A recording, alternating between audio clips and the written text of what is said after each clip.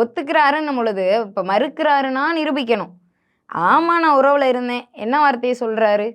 என்ன வயசுக்கு வந்த பொண்ணை கூட்டிக்கிட்டு வந்து குண்டு கட்டாக தூக்கிட்டு வந்து கற்பழிச்சு விட்ட மாதிரி கதறிக்கிட்டு இருக்கீங்கிறாரு. ஒரு குழந்தை எத்தனை வயசுல என் வயசுக்கு வரும்? 12, 13 வயசு. இப்போ 13 வயசு குழந்தை, 12, 13 வயசு குழந்தை, வயசுக்கு வந்த குழந்தைய குச்சில் உட்கார வச்சிருக்கிற குழந்தைய தூக்கிக்கிட்டு வந்து கற்பழிச்சு விட்ட மாதிரி பேசிக்கிட்டு இருக்கியா நீன்றதெல்லாம் எவ்வளோ அயோக்கியத்தனமான வார்த்தைகள். அதை தானே மீடியா முன்னாடி பேசுகிற. 12, 13 வயசு பெண் குழந்தைய தூக்கிட்டு வந்து கற்பழிச்சனான்னு கேட்குற. பார்த்துக்கிட்டு சும்மா இருப்பாங்களா? கற்பழிப்புன்ற வார்த்தையை ஆணாதிக்க திமிரான வார்த்தை. 12, 13 வயசு குழந்தைய நான் கற்பழிச்சனான்னு கேட்குறேன். அப்போ 12, 13 வயசு குழந்தைய நீ கற்பழிப்பியா? இல்லை காலேஜ் போகிற சின்ன பிள்ளைய வலுக்கட்டாயமாக கூட்டிகிட்டு வந்து உறவு வச்சுக்கிட்டேனான்னு கேட்குறேன்.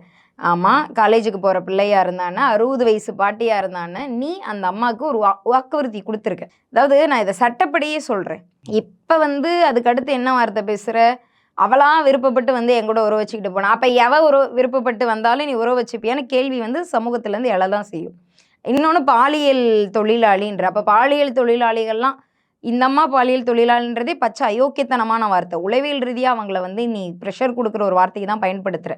காலங்காலமாக பெண்கள் மேலே பயன்படுத்தக்கூடிய ஒரு தனி மனித தாக்குதல், பாதிக்கப்பட்ட பெண்கள் எப்படி அசிங்கப்படுத்தணுமோ அதை தான் நீ பண்ணிக்கிட்டு